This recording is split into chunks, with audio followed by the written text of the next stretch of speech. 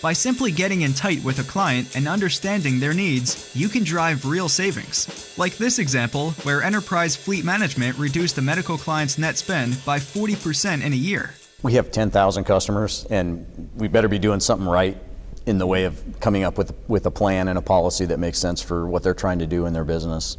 And I think most of the opportunity, in answer to your question, is recognizing when their business hasn't changed and what they're doing with the vehicles hasn't changed, but what they're putting in the vehicles has changed, the nature of the way they get work done has changed, and that changes the right formula for the vehicle fleet plan.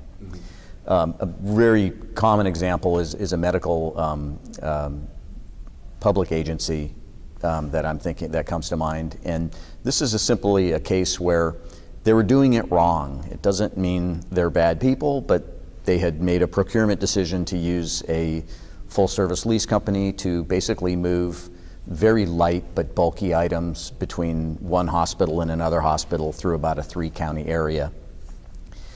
And they were driving a lot of miles. They were driving 30 or 40,000 miles in a continuous route 6 days a week.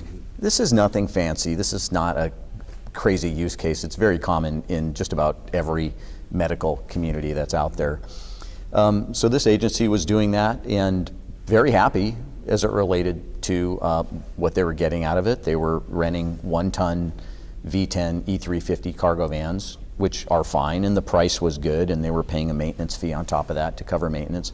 Fundamentally nothing wrong at it until we looked at the situation. We're like, well, help me understand, what is it that you're doing? Well, we're moving bedding and we're moving some light supplies, and I'm like, at most, what would that payload weigh?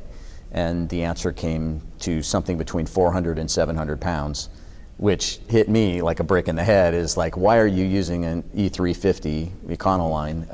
I don't mean to pick on that particular vehicle, but a 1-ton extended length cargo van with a very large displacement engine to haul around one person and maybe 400 or 700 pounds worth of payload on a regular basis over the last 4 years.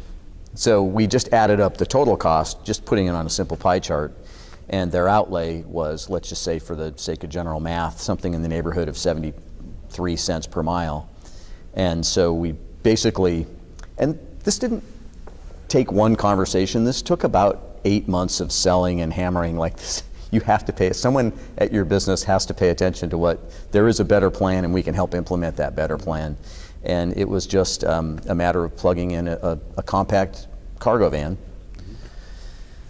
of the same manufacturer for this 35-unit fleet. And when I say that we reduced their net spend by 40% in 1 year, I'm not exaggerating. I'm probably underserving how much money they saved.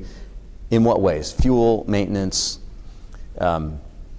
tax, just things like that, where if you were to look at the pie charts and compare one to the other, the drivers were happier, they felt like they could see better, they felt like they had a better commanding view zipping around the freeways.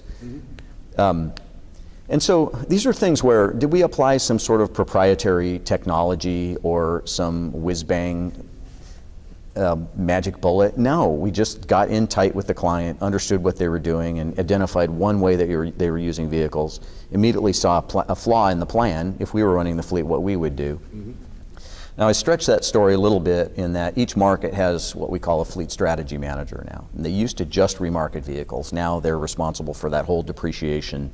And so we're trying to model that simple exercise all across the country and in Canada with 10,000 different fleets to just ask some simple questions. It doesn't have to be that complicated. Does it get complicated and extremely convoluted? Absolutely. That's the nature of our business. But if you can back it up and keep it simple and have the client answer simple questions and listen to what their responses are, you'd be amazed at what you can drive in the way of actual savings.